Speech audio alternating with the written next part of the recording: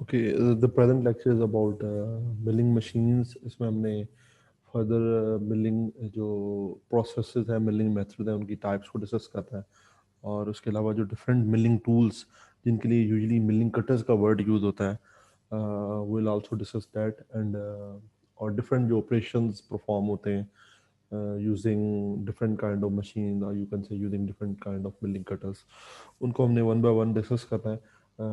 जो इनिशियली एक लेक्चर 2 या 3 बना था जिसमें हमने मशीनिंग ऑपरेशन डिस्कस किए थे, उसमें हमने कुछ मिलिंग के जो मेथड्स या कुछ मिलिंग कटर्स को शॉर्टली डिस्कस किया था, लाइक पेरिफेरल मिलिंग था, उसके अलावा फेस मिलिंग, और फर्दर आगे उनकी सब कैटेगरीज बन रही थी, वो हम डिस्कस कर चुके हैं। अब थोड़ा सा उनकी डिटेल है, इनमें कई सारे मेथड्स ऐसे हैं जिनमें डिफ्रेंशिएट करना थोड़ा सा डिफ़िकल्ट है, यानी कि बहुत सारे किस्म के टूल्स हैं एक किसी एक कैटेगरी के अंदर, लाइक मैं एंड मिलिंग की बात करता हूँ, उसके अंदर डिफरेंट कैटेगरीज के टूल्स हैं। तो कुछ टूल्स जो हैं जो हम एक जनरल डिफाइन करते हैं कि ये मिलिंग इस टाइप की होगी, तो कुछ उसमें केसेस या यू कैन से कुछ उसमें आगे फर्दर सब केसेस जो हैं वो थोड़ा सा उनमें वेरिएशन है जनरल डेफिनेशन से। एनी हाउ उनको हम फिर भी एक एग्जैक्टली अप्रॉक्सीमेटली, यानी उनको एग्जैक्ट एक क्लासिफाई कर सकते हैं, ये किस किस तरह से उनको डिफ्रेंशिएट कर सकते हैं। कुछ में ओवरलैपिंग है, वो जहाँ पे थोड़ा सा होगा मैं आपको बता दूंगा।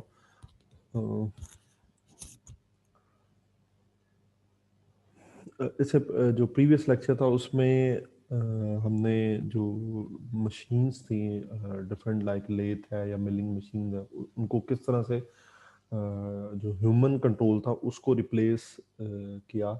हमने डिस्कस किया कि उसको अगर हम रिप्लेस कर दें ह्यूमन कंट्रोल को विद एक्सटर्नल कंट्रोल, यानी जो टूल की मूवमेंट थी या वर्क पीस की मूवमेंट थी उसको बेसिकली कंट्रोल किया जाए, या रिप्लेस किया जाए ह्यूमन मूवमेंट को with some other kind of means, like जिसमें न्यूमेरिकल कंट्रोल था, न्यूमेरिकल कंट्रोल मशीन्स थी। वो बेसिकली बाकी सब मेथडोलॉजी सेम थी, जस्ट कंट्रोल का डिफरेंस था, वो कंट्रोल मेथड है।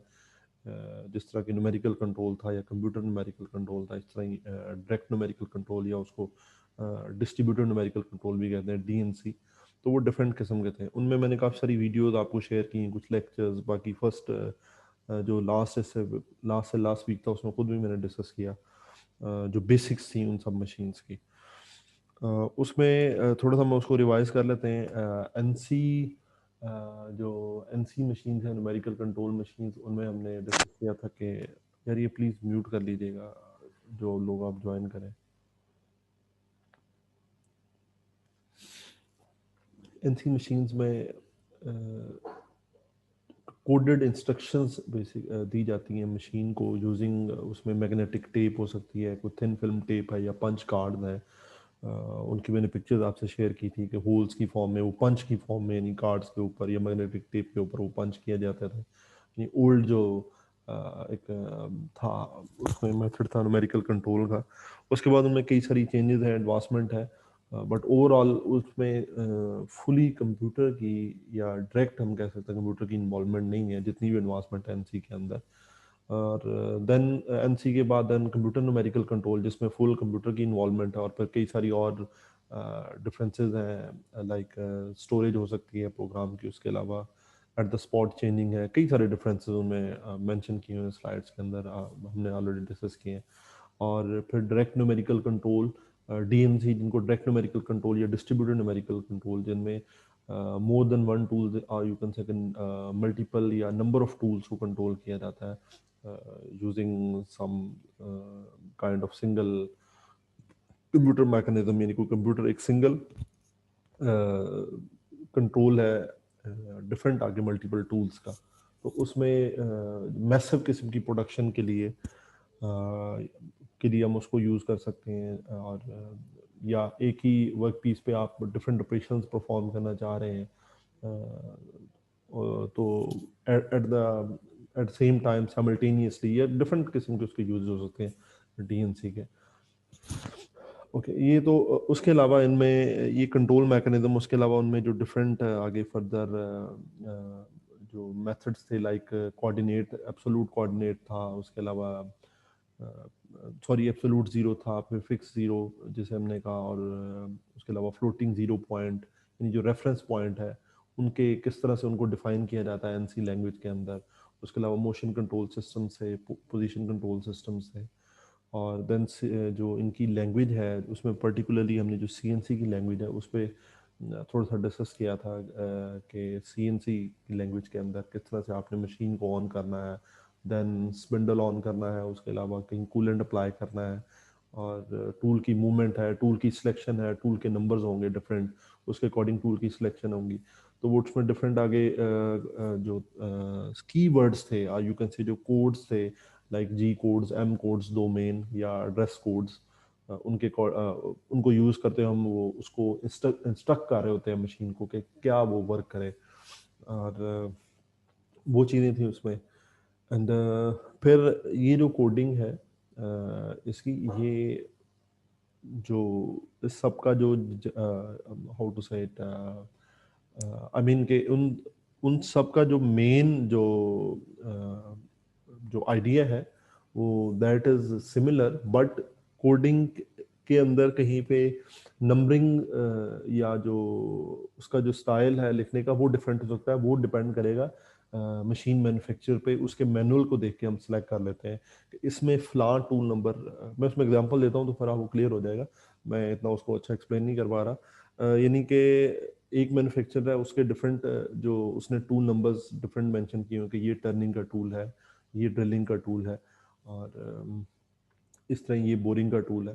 तो उसमें डिफरेंट नंबर्स हैं, 1 2 3, किसी में वो कोई 1 पे आ रहा है, कोई 2 पे आ रहा है, 3, और इस तरह 1 3 2 इस तरह बन रही है वो उनमें, अगर मैं उसको रिस्पेक्टिवली उसको नंबरिंग उसकी चेक करूँ तो उसके अकॉर्डिंगली हम उसमें चेंजिंग कर लेंगे। या उसके अलावा कुछ कोड हो सकते हैं कि स्पिंडल कब ऑन होना है, कब ऑफ होना है, तो वो डिपेंडिंग अपॉन, यानी यू कैन से कि उसको रीड करते हो उस मैनुअल को, वी कैन डिसाइड कि किस किस तरह से कोड्स लिखते हैं, यानी कि कौन सी नंबरिंग और कौन कौन से कीवर्ड आएंगे, जी के साथ कौन सा नंबर आएगा, एम है तो उसके साथ कौन सा नंबर।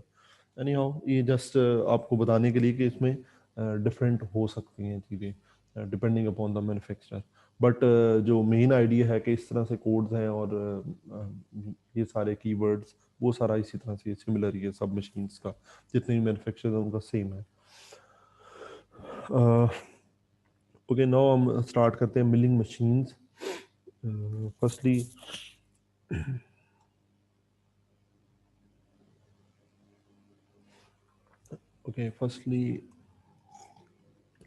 मिलिंग ऑपरेशंस क्या है। लेथ मशीन्स पे ऑपरेशन डिफरेंट तरह के हमने, टर्निंग है, और टर्निंग के आगे डिफरेंट कैटेगरी, फेसिंग हो गया, स्टेप टर्निंग हो गया, या टेपर टर्निंग, और उनके लिए टूल्स वेरी कर रहे हैं, टूल्स का यूजेज वेरी कर रहा है, या टूल्स को एंगल पे हम जो है वो टूल की एप्लीकेशन या टूल की फीडिंग कर रहे हैं, वर्क पीस की मूवमेंट है उस केस में, और जो यानी जो प्राइमरी मोशन है, और यू कैन से जो रोटरी मोशन है वो वर्क पीस की है, चक के अंदर जो अटैच है, और फिर साथ आप जो आपका टूल है उसको उसकी भी मोशन है, बट वो एक सेकेंडरी मोशन है, यानी उसकी फीड मोशन है या सेकेंडरी मोशन है। जो प्राइमरी मोशन या रोटरी मोशन जो वर्क पीस की है, या इसकी कह सकते हैं हम लीनियर मोशन है, वो जो भी आप उसमें वर्डिंग यूज़ करें, जिस तरह से भी उसको डिफाइन करें, प्राइमरी सेकेंडरी कर लें, और बट या उसको आप कह सकते हैं कि वो रोटरी मोशन है, ये लीनियर मोशन है। यानी जब हम डिफ्रेंशिएट कर रहे होते हैं दूसरी मशीन से तो उसके अकॉर्डिंग फिर हम उसको जो है वो टर्मिनोलॉजीज डिसाइड कर लेते हैं। जिस तरह नेक्स्ट मैं आपको मिलिंग के अंदर डिफरेंट बताऊंगा कि ये प्राइमरी जो एक्शन होगा वो इस तरह से परफॉर्म होगा, सेकेंडरी इस जगह पे परफॉर्म होगा, तो इसलिए मैंने प्राइमरी सेकेंडरी का वर्ड यूज़ किया। इसमें वो हो गया लेथ मशीन के अंदर। अब मिलिंग के अंदर किस तरह से है। मिलिंग के अंदर मिलिंग मशीन्स में एक तो इनके टूल्स को मिलिंग कटर्स कहते हैं, फिर वो जो कटर्स हैं, जो टूल्स हैं, वो मल्टी पॉइंट कटिंग टूल्स हैं। लेथ के अंदर यूजुअली कॉमन एक या यूजुअल एक बात कर रहा हूँ, वो हार्ड एंड फास्ट बात नहीं कर रहा, कि लेथ के अंदर जो टूल्स हैं मोस्टली वो सिंगल पॉइंट कटिंग टूल्स हैं। और उसके साथ अगर मैं कंपेयर करूं मिलिंग टूल्स को, तो उनमें मल्टीपल कटिंग एजेस है उनके टूल्स में, जो उनके कटर्स हैं, और उसमें कटर्स रोटेट कर रहे होते हैं, रोटरी मोशन है, प्राइमरी मोशन है कटर्स की या टूल्स की, और जो आपका वर्क पीस होगा उसकी लीनियर मोशन कह लें या उसकी सेकेंडरी मोशन कह लें या उसकी फीड मोशन होगी। तो ये इस तरह से दो तीन हम उनके कटर्स में, और फिर मोशन के अंदर क्या डिफरेंसेस है, रोटरी किसकी है, तो ये इस तरह के डिफरेंसेस हैं। अब मल्टी मैंने मोस्टली का वर्ड इसलिए यूज़ किया कि अगर मैं ड्रिलिंग की बात करूं, ड्रिलिंग का जो टूल है वो मल्टी पॉइंट कटिंग होता है उसकी। अगर आप चीजल एज वाली साइड, बॉटम साइड देखें तो वो मल्टी पॉइंट कटिंग टूल है। तो इसलिए मैंने मोस्टली की बात की। बट उसमें भी जो है वो वर्क पीस की ही, यानी जो मोशन है वो रोटरी मोशन है। वर्क पीस की जो फीडिंग होगी वो आप उसकी टूल की कर रहे होते हैं। मैं लेथ मशीन में ड्रिलिंग की बात कर रहा हूँ। ओके, इस तरह ही फिर मिलिंग मशीन के अंदर हमने जिस तरह कैटेगरीज हैं depending upon the axis of spindle, उसमें एक वर्टिकल जो मिलिंग मशीन है वो बाय वर्टिकल मिलिंग मशीन, और ड्रिलिंग जो मशीन है वो बाय जो है लुक सेम नज़र आ रही होती है। यानी कि जो इनिशियली अगर एक बिल्कुल ही बिगनर है स्टडी में वो देखे तो उसको सेम नज़र आ रही होती है, और उनमें हम डिफ्रेंशिएट फर्दर ऐसे कर सकते हैं। ये मैं प्रॉपर जो ड्रिलिंग मशीन है जो अलहदा से हमने डिस्कस की थी ड्रिलिंग मशीन में, उसकी बात कर रहा हूँ। ड्रिलिंग मशीन और जो वर्टिकल एक्सेस वाली, जो वर्टिकल स्पिंडल वाली मिलिंग मशीन जिसको वर्टिकल मिलिंग मशीन कहते हैं, उन दो की बात कर रहा हूँ कि उन दो में वो बाय लुक सेम नज़र आ रही होती है, बट उनको हम किस तरह से, यानी कि अगर उन पे कटर्स नहीं लगाया हुआ है तो किस तरह से हम उनको डिफ्रेंशिएट कर सकते हैं। मिलिंग के जो वर्टिकल मिलिंग मशीन है उसके अंदर जो वर्क टेबल या जो जहाँ पे वो वर्क पीस आपने अटैच करना है, नी है, सैडल है, वर्क टेबल, जहाँ पे वर्क पीस नहीं अटैच होना, उस जगह की तीन तरह से मूवमेंट हो सकती है। उसमें वर्टिकल मूवमेंट भी है, हॉरिजॉन्टल राइटवर्ड लेफ्टवर्ड साइड पे जो हॉरिजॉन्टल मूवमेंट वो भी है, उसके अलावा क्रॉस वाइज मूवमेंट या जिसको ट्रांसवर्स मूवमेंट कह सकते हैं वो भी है। यानी तीन मूवमेंट एक्स वाई जी अगर मैं एक्सिस बनाऊं तो वो तीनों मूवमेंट्स हो रही होती हैं उसकी, तीनों में पॉसिबिलिटी है। जबकि दूसरी तरफ जो ड्रिलिंग है, अच्छा उसमें तीनों इसलिए हैं बिकॉज आपने वर्क पीस को फीड भी कर रहे होना है, वर्क पीस को फीड भी करना है। वो हो सकता है आपने एक तो सिर्फ ये नहीं कि आपने हाइट सेट करनी है, उसके अलावा उसको एक्स वाई या जो राइटवर्ड लेफ्टवर्ड एक्सिस या जो आपका एक्सिस बन रहा होगा क्रॉस वाइज एक्सिस या ट्रांसवर्स एक्सिस, उस साइड पे आपको फीड करना होगा। लेकिन जो ड्रिलिंग मशीन है उसमें सिंपल आपका जो सिंपल हाउ टू से इट, उसमें सिंपल दो साइड्स पे मूवमेंट होती है, बिकॉज जस्ट आपने होल करना है, ना कि आपने उसको वर्क पीस की फीडिंग जो है वो हॉरिजॉन्टल किसी एक्सिस पे किसी साइड पे फीडिंग नहीं करनी, बल्कि जस्ट वर्टिकल साइड पे फीडिंग होती है। यानी कि आपने होल को ड्रिल बिट का जो साइज है उसके हिसाब से आपने होल को कितनी डेप्थ तक लेके जाना है, यानी वो वर्टिकल फीडिंग है, ना कि आपको ये होता है कि एक ही ड्रिल बिट के साइज से आप उसको एक दफ़ा राइट साइड पे लेके जा रहे हो या लेफ्ट साइड पे कोई भी उसकी मूवमेंट करवा रहे हो। जस्ट उसमें क्या है कि आपने उस हाइट पे वर्क पीस को लेके आना है, उसको ड्रिल बिट जो है उसके नीचे वर्क पीस को सेट करना है, उसके बाद देन आपने कितनी डेप्थ पे होल करना है उस हिसाब से आप फीडिंग कर रहे होते हो। तो इसमें वो फिर वो जो दूसरी फीड डायरेक्शन की हमें जरूरत नहीं थी, जस्ट दो मूवमेंट्स हैं, पॉसिबिलिटी दो की है। तो उसमें नेक्स्ट हम देखते हैं फिर हम उसमें मजीद कंपेयर हो जाएंगे। जस्ट यहाँ पे मैं डिफ्रेंशिएट कर रहा था मिलिंग को, उस हिसाब से मैं बता रहा था। एक तो मिलिंग जो मशीन है उसको लेथ से किस तरह से, या मिलिंग ऑपरेशन को दूसरे ऑपरेशन के साथ, या मिलिंग मशीन को जो जो वर्टिकल मिलिंग मशीन है पर्टिकुलरली उसको जो ड्रिल मशीन है उसके साथ किस तरह से जो हम डिफ्रेंशिएट कर सकते हैं। ये नेक्स्ट इसमें स्लाइड में चीज़ें आनी, इसलिए मैंने यहीं पे आपको मैक्सिमम एक्सप्लेन की है, बाकी फर्दर आप रीड कर लेंगे। और इसके अलावा ये आपका मिलिंग का हो गया, और फिर जो इसमें फ्लैट सरफेसेस या कंटूर, वेट अ सेकंड,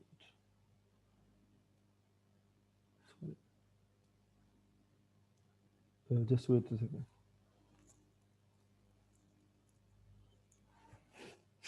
इसमें usually flat surfaces for example ये एक वर्क पीस है, तो इसके अंदर आप कोई इस टाइप की यानी सरफेसेस क्रिएट करना चाह रहे हो, कोई फ्लैट सरफेसेस हैं या कोई स्लॉट्स बनाना चाह रहे हैं उसके अंदर, तो उस तरह के पर्पस के लिए कोई फ्लैट सर्फेसिस हैं या कंटूर्ड सर्फेसिस हैं। कंटूर्ड सर्फेसिस लाइक दिस, इस तरह की कंटूर्ड सर्फेसिस हैं। वो कंटूर जो है वो ये जिस तरह के कनकेव शेप में कंटूर है, इस तरह ही कन्वेक्स शेप में कंटूर भी हो सकता है। तो वो contour type surfaces, flat surfaces और उसके अलावा जो स्लॉट्स वगैरह बनाने के लिए, इस तरह के ऑपरेशंस के लिए मिलिंग को यूज़ करते हैं। इसमें ये डिफरेंट सर्फेसिस शो की हुई हैं, जिस तरह ये फ्लैट सर्फेसिस हैं, बॉटम साइड से भी फ्लैट सर्फेसिस क्रिएट की हुई हैं, और फिर जो यानी कि हॉरिजॉन्टल फ्लैट सर्फेसिस भी आपको यहाँ पर नज़र आ रही हैं, और वर्टिकल फ्लैट सर्फेसिस भी, यानी कि ये इस तरह से दोनों साइड्स पे। और इस तरह ये कुछ वी कैन से इट के ग्रूव्स या स्लॉट टाइप सर्फेसिस। फर्दर उनमें आई थिंक ये कोई चैम्फरिंग भी परफॉर्म की हुई है। अगर इसमें नहीं है तो हम जो चैम्फर सरफेस यानी जो फेस बन रहा हो, दो कॉर्नर बन रहा हो, उसको चैम्फर करने के लिए भी milling operations, different milling tools वो चैम्पर फेस बनाने के लिए भी यूज़ कर रहे होते हैं।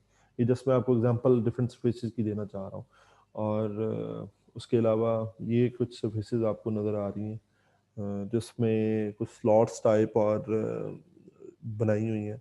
और फर्दर इसमें भी फ्लैट सर्फेसेस बट वो स्टेप्स के अंदर, एंड इसके अंदर फिर टीथ्स, इंटरनली जो टीथ्स हैं, या यू कैन से इसमें फिर एक्सटर्नली टीथ्स इनको क्रिएट किया गया, यानी घेर कटिंग का जो पर्पज है। आप प्रैक्टिकल डिस्कस कर चुके होंगे घेर कटिंग का। उसमें जो घेर ब्लैंक होता है उसके ऊपर let's say this is gear blank, उसके ऊपर डिफरेंट टीथ्स को कट करने के लिए भी मिलिंग ऑपरेशंस को कैरी आउट किया जाता है।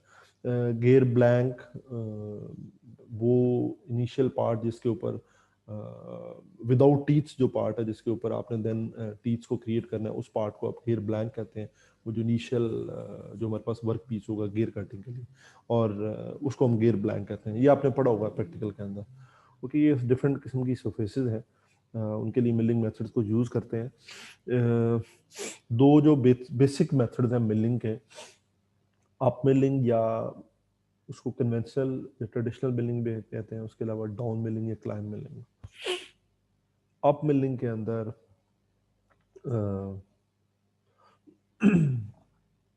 ये कटर जो है मैंने बताया था आपको रोटेट कर रहा होगा। कटर या टूल, जो भी वर्ड यूज़ करूँ प्लीज़ उसको अंडरस्टैंड कर लीजिएगा।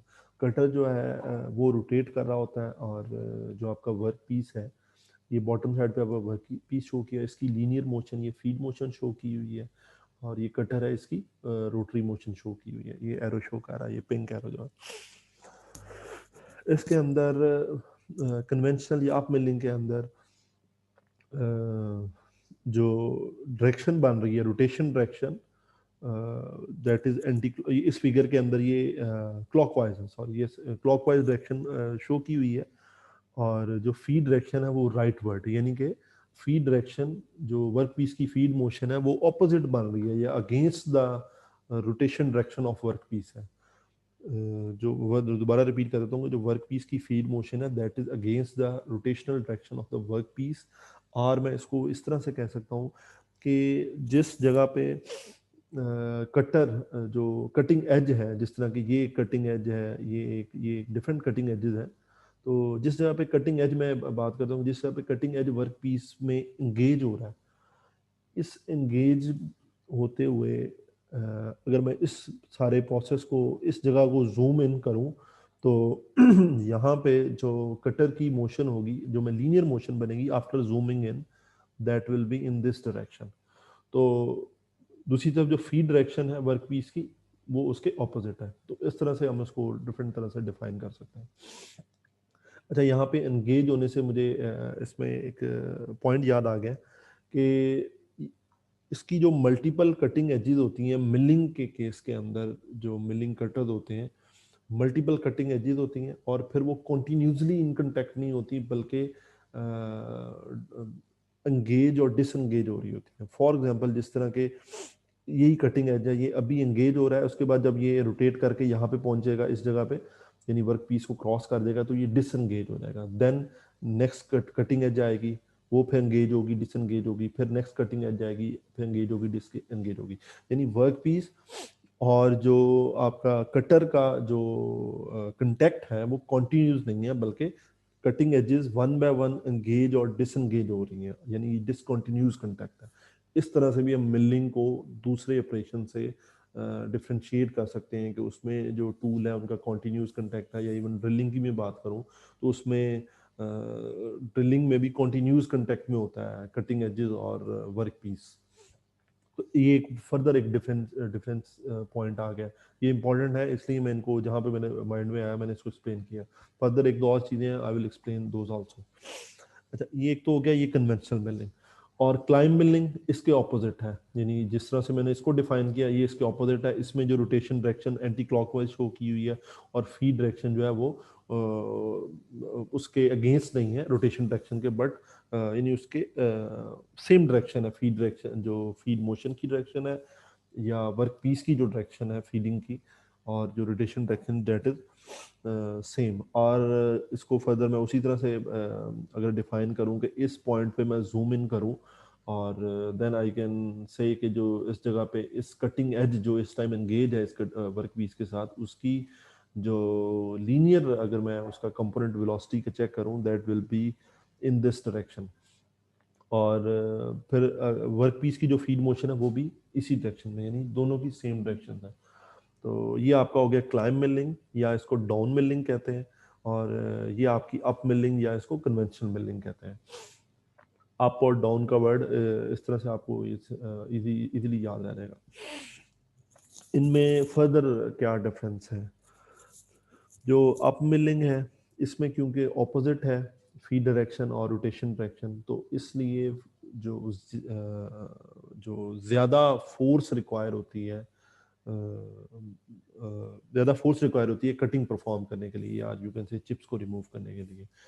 और उसके अलावा क्योंकि ये दोनों ऑपोजिट डायरेक्शन में है इसलिए वर्क पीस को सॉरी इसलिए वर्क पीस को माउंट करना, वर्क पीस को भी अच्छी तरह माउंट किया जाना चाहिए। उसको यानी जो फिक्स करना है वर्क पीस को वाइज के साथ, उसको बड़ा स्ट्रांगली रिजिडली फिक्स किया जाए, बिकॉज वो अपोजिट मूवमेंट है तो उसके जो डिस्टर्ब होने के चांसेस है। तो इसमें एक तो फोर्सेस का फैक्टर और दूसरा वर्क पीस को माउंट ज़्यादा जो है फोर्सफुली या ज़्यादा रिजिडली माउंट करना चाहिए बिकॉज अपोजिट डायरेक्शन में। और एक सेकेंड होल्ड कीजिएगा प्लीज।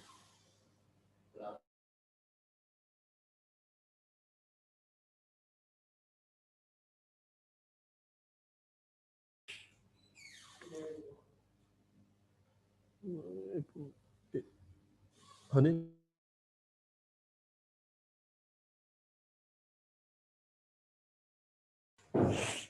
ओके सॉरी,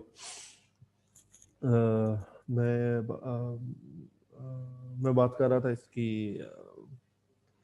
ओके, इसमें चिप्स का एक पॉइंट रह गया था कि जब इसको हम एंगेज कर जब इसमें जो कटिंग एज कन्वेंशनल मिलिंग या ये वाली जो मिलिंग है अप मिलिंग, इसमें कटिंग एज एंगेज और डिसएंगेज हो रही है। जब वो एंगेज हो रही है तो जो चिप्स हैं चिप्स की को एक हाउ टू साइड चिप्स को एक थिन सी डेप्थ से रिमूव करती है।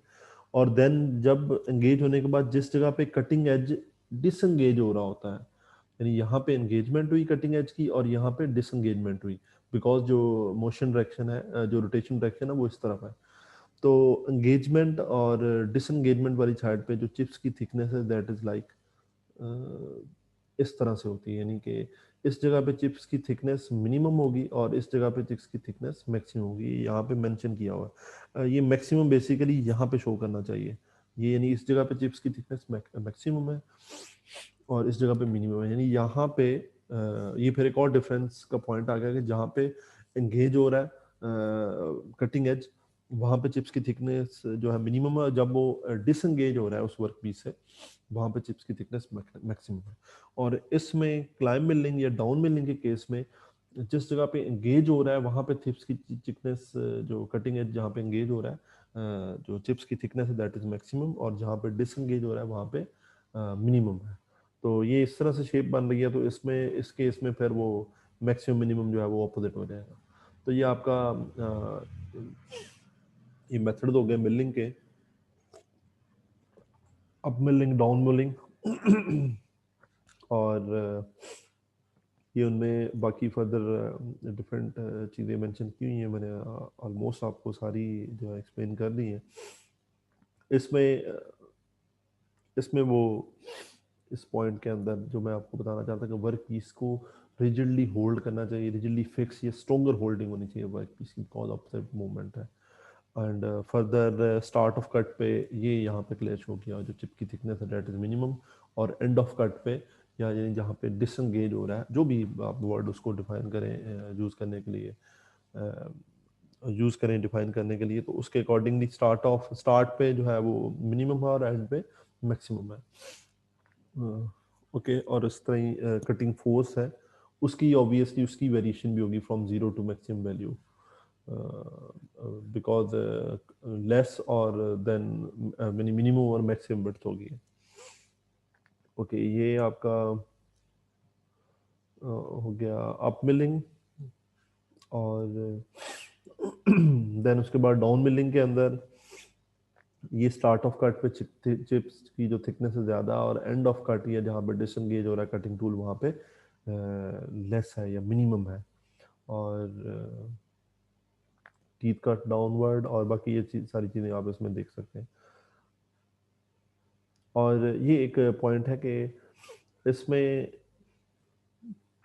इसके अंदर जो लेस फ्रिक्शन इन्वॉल्व होती है, लेस फ्रिक्शन किस तरह से इन्वॉल्व होती है, बिकॉज सेम डायरेक्शन के अंदर, यानी रिलेटिवली बात कर रहा हूँ कि अप मिलिंग के अंदर ऑपोजिट डायरेक्शंस में कटर और वर्क पीस की फीडिंग मोशन, सो वहाँ पे ज़्यादा फोर्स की मैंने बात की बिकॉज फ्रिक्शन ज़्यादा चाहिए, और फ्रिक्शन ज़्यादा होगी, और इसीलिए रिलेटिवली बात कर रहा हूँ, और इसलिए फिर उसमें हीट जनरेट ज़्यादा होगी। इस केस में लेस फ्रिक्शन इन्वॉल्व होगी और लेस हीट जनरेट होगी।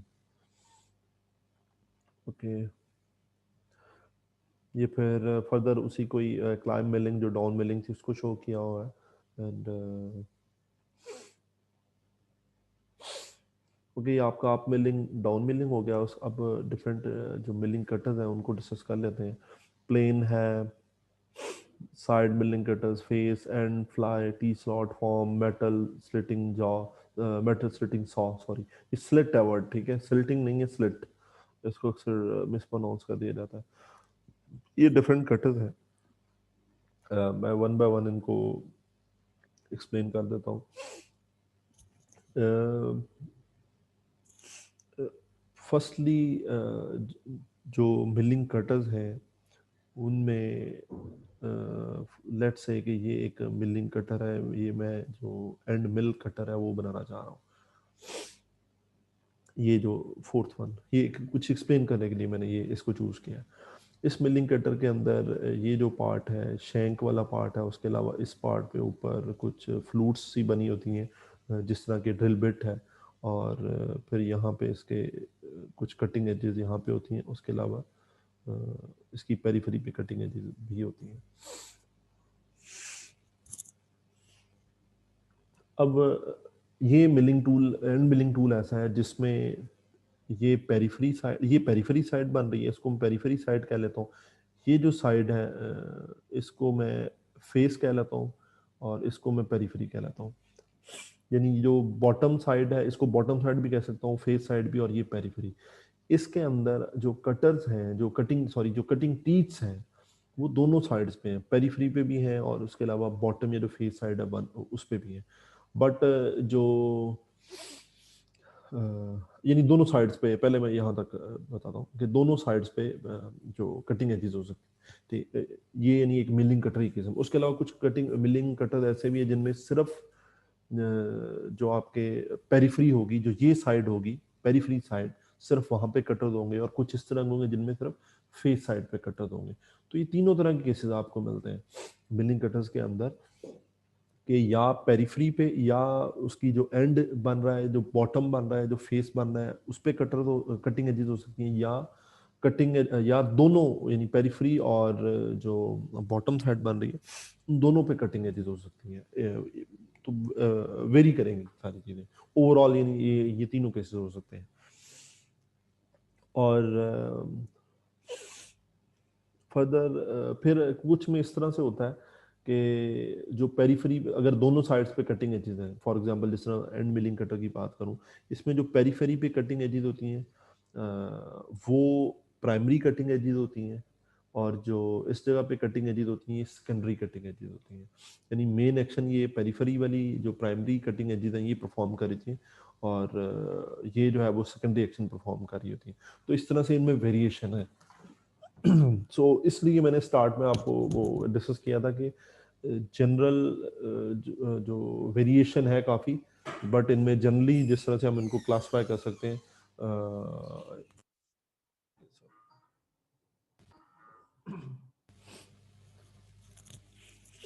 यार मुझे काइंडली ये बताइएगा, आवाज़ आ रही है अभी जो हेडफोन है ये detail. Yes sir. Okay okay हाँ जी सर, आ रही है। ओके, ठीक है, थैंक यू थैंक यू। अच्छा, ये मैं बता रहा था इसका कि डिफरेंट वेरिएशन हो सकती है। अच्छा, अब इनको थोड़ा सा वन बाय वन एक्सप्लेन करता हूँ, और मेरे ख्याल टाइम भी आपका एंड होने वाला है, देन मैं इसको नेक्स्ट, सॉरी,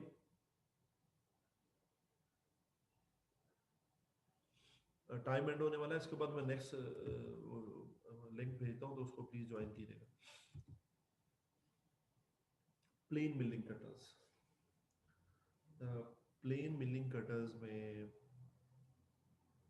सॉरी ये आई डोंट नो ये विंडो क्यों सामने आ रही है। ओके, अच्छा, प्लेन मिलिंग कटर्स के अंदर ये डिफरेंट तरह के आपको प्लेन मिलिंग कटर्स नज़र आ रहे हैं, जिनमें जो टूल है उसकी पेरिफेरी के ऊपर टीथ्स है, उसकी पेरिफेरी के ऊपर कटिंग एजेस है। जिस तरह के ये, यानी कि ये अगर उस जिस तरह इस टूल की एग्जांपल लेता हूँ, ये उसका एंड बन रहा है या उसका फेस साइड, या यहाँ पे बिकॉज ये इनका जो एक्सिस बन रहा है इन टूल्स का, वो बन रहा है हॉरिजॉन्टल एक्सिस बन रहा है, तो इसलिए मैं इनको जस्ट एंड एंड कह लूँगा, इसको फेस या बॉटम नहीं कहता। अब इनमें कुछ चीज़ें जो जिससे हम डिफरेंशिएट कर सकते हैं, एक तो जो एक्सिस ऑफ रोटेशन होगा वो इस तरह से होगा, हॉरिजॉन्टल एक्सिस ऑफ रोटेशन होगा, ये ये milling machine, horizontal milling machine पे यूजली जो प्लेन मिलिंग कटर है हॉरिजॉन्टल मिलिंग मशीन पे यूज होते हैं। एक ये चीज़ यहाँ पे नहीं मेंशन, नेक्स्ट की स्लाइड में भी मेंशन हो, और हॉरिजॉन्टल मिलिंग मशीन पे मेंशन होते हैं। हॉरिजॉन्टल मिलिंग मशीन पे क्या होता है कि ये सपोज इस तरह से एक्सिस है, सॉरी ये इस तरह से ये कॉलम वाला पार्ट है, यहाँ पे वो टेबल है जिस पे वर्क पीस पड़ा होता है, और ये जो एक्सटेंडेड पार्ट होता है इसको ओवर आर्म आर्म कहते हैं, ओवर आर्म, और ये कॉलम हो गया, ये वो सैडल और वर्क टेबल, उसके ऊपर वाइज जहाँ पे वर्क पीस पड़ा हुआ है। और इसमें क्या होता है कि ये इस तरह से एक पार्ट, एक रॉड टाइप से एक पार्ट लगा होता है कंपोनेंट, जिसको आर्बर कहते हैं, ये हॉरिजॉन्टल में लगा होगा, और उस आर्बर के ऊपर ये जो कटर्स हैं जिनको जिस तरह मैं बता रहा हूँ वो माउंट होते हैं। तो ये इस आर्बर की रोटेशन जो है वो कुछ इस तरह से होती है, यानी कि जो एक्सिस ऑफ रोटेशन बन रहा होगा, ये एक्सिस ऑफ रोटेशन बन रहा होगा, तो आई कैन से कि जो एक्सिस ऑफ रोटेशन है वो हॉरिजॉन्टल है इस केस में। तो इस तरह के हॉरिजॉन्टल मिलिंग मशीन्स पे या हॉरिजॉन्टल जो एक्सिस ऑफ कटिंग के साथ ये जो आपके प्लेन या जो स्लैब मिलिंग कटर्स हैं इस तरह की मशीन्स में यूज होते हैं। उसके अलावा इनकी पेरिफेरी पे टीथ्स होते हैं, और वो टीथ्स हैं वो स्ट्रेट भी हो सकते हैं, फिर हेलिकल सी फॉर्म में भी हो सकते हैं, डिफरेंट वो वेरी करते हैं, और जनरली इसको फ्लैट सर्फेसिस की मिलिंग करने के लिए यूज किया जाता है। अच्छा, फिर एक और इसमें इंपॉर्टेंट पॉइंट है, एक और इसमें ये है कि जो मैं इसी मैं सॉरी इसको ना इसी को विजुलाइज करते हैं, ये वाला जो डायग्राम मैंने बनाई थी, इसमें जो वर्क पीस होगा, ये सपोज वर्क पीस है, जिस जगह पे कटिंग एक्शन परफॉर्म हो रहा होगा वो जो सरफेस है, ये सरफेस पे परफॉर्म हो रहा है, यानी इस सरफेस को हम मशीन कर रहे होंगे। तो ये इसमें जो मशीन सरफेस या surface which is to be machined या मशीन्ड सरफेस जो है वो पैरेलल होगी to the axis of cutting. Because ये देखें, ये कटिंग एक्सिस बन रहा है और ये नीचे वर्क पीस है आपका, और वर्क पीस की आपने इस तरह से फीडिंग करनी है, तो यानी ये पैरेलल बन रहे हैं। इसको कैसे डिफरेंशिएट कर सकते हैं कि यही जो मैंने पीछे एक एंड मिलिंग कटर